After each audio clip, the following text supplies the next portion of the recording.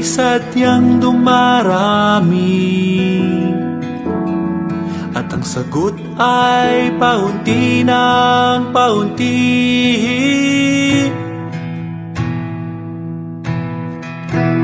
Huwag mawala ng pag-asa, aking kaibigan.